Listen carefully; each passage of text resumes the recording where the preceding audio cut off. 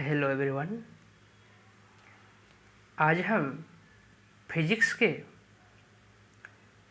Nucleo and radioactivity chapter में बात करेंगे। ये बहुत ही इम्पोर्टेंट चैप्टर है और बहुत ही इजी चैप्टर है।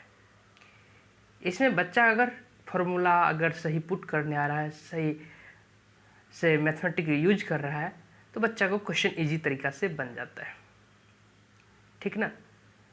बहुत ही इम्पोर्टेंट चैप्टर है और मेरा आज फर्स्ट डे है, यानी कि पहली वीडियो यूट्यूब पे डाल रहा हूँ। तो इसलिए जो भी बच्चे हैं वो लाइक सब्सक्राइब कर दीजिए चैनल को, ताकि आपको ऐसे ही फिजिक्स, केमिस्ट्री एंड बायोलॉजी की short notes, formula with theory, थोड़ा बहुत थ्योरी जो आएगी, कॉन्सेप्ट समझ में आती रहेगी और वो आपको नीट एग्जाम में बहुत ही मदद करने वाली है। ठीक है, तो स्टार्ट करता हूँ, चलते हैं। यहाँ पहला है, ठीक है, न्यूक्लियो एंड रेडियोएक्टिविटी। फर्स्ट है कंपोजिशन ऑफ न्यूक्लियस। न्यूक्लियस के अंदर प्रोटॉन एंड न्यूट्रॉन रहती है। ठीक है, इसी आधारित पर नीट कई बार क्वेश्चन पूछा है कि किसी भी न्यूक्लियस दे दिया, किसी का चाहे आयरन का, किसी का, कहा कि उसमें इलेक्ट्रॉन, प्रोटॉन एंड न्यूट्रॉन बताओ। तो बाबू न्यूट्रॉन एंड प्रोटॉन न्यूक्लियस में आती है, इलेक्ट्रॉन नहीं रहती है। इलेक्ट्रॉन नहीं रहती है, न्यूट्रॉन एंड प्रोटॉन रहती है न्यूक्लियस में। ठीक है। दूसरा, मास ऑफ न्यूट्रॉन। न्यूट्रॉन की मास स्लाइटली ग्रेटर होती है प्रोटॉन से। न्यूट्रॉन की मास कितनी होती है? 1.675 into 10 to the power -27 kg, -27 kg। ठीक है, जबकि प्रोटॉन कितनी होती है? 1.673 into 10 to the power -27 kg। बहुत ही कम डिफरेंस है मास की, इसलिए इसको मतलब बहुत ही कम डिफरेंस है, इसलिए दूसरा यूनिट आ गया है। कौन सा यूनिट आया? Atomic mass unit, you. You क्या होता है? एटॉमिक मास यूनिट, AMU या कहो यू।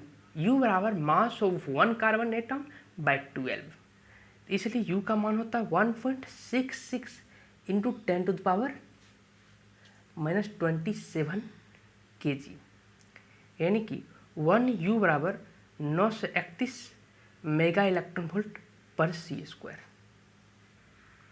1U बराबर 931 मेगा इलेक्ट्रॉन वोल्ट पर C²। 1 मेगा इलेक्ट्रॉन वोल्ट, देखो मेगा होता है 10 टू द पावर 6 के ऑर्डर, तो यानी कि 1 मेगा इलेक्ट्रॉन वोल्ट बराबर 10 टू द पावर 6 इलेक्ट्रॉन वोल्ट, और 1 इलेक्ट्रॉन वोल्ट बराबर होती है 1 electron volt equal to 1.6 into 10 to the power -19 joule. 1 electron volt 1.6 into 10 to the power -19 जूल। ठीक, एवोगाड्रो नंबर कितना होता है? तो एवोगाड्रो नंबर जो भी हो उसका 1 mole equal to 6.023 into 10 to power 23 atom या मॉलिक्यूल या ions.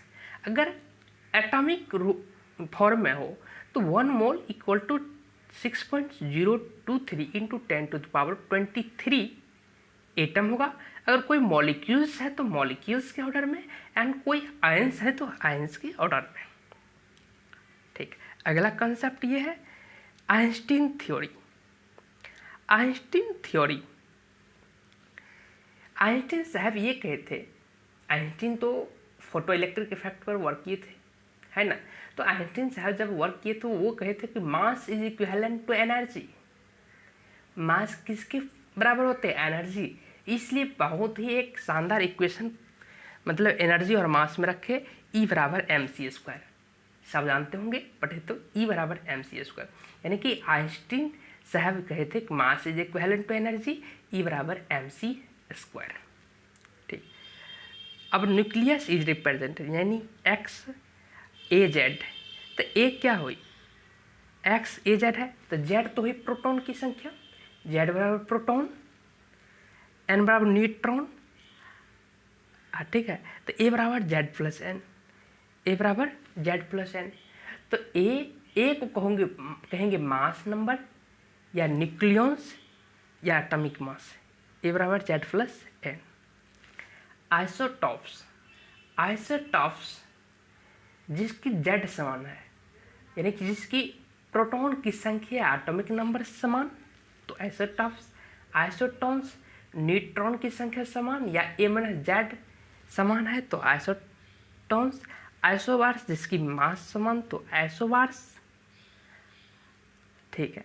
Isotopes of hydrogen, hydrogen की 3 आइसोटॉप्स H11, H12, H13।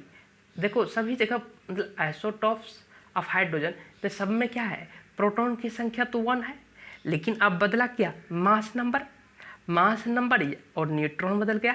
मास की ratio 1:2:3, neutron 1:2:3। Radius of nucleus, radius of nucleus ये होते आर बराबर आर नोट इंटू ए पर power 1/3। Radius of nucleus R बराबर R naught into A पर power 1/3।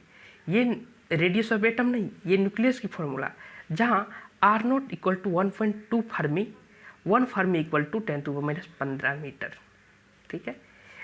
और radius of nucleus ये मतलब स्मॉलर देन होती है रेडियस ऑफ एटम, कितना फैक्टर से, 10⁵ फैक्टर से, यानी कि वॉल्यूम ऑफ न्यूक्लियस ये कितनी टाइम्स कम होगी वॉल्यूम ऑफ एटम से, 10⁻15 टाइम्स से।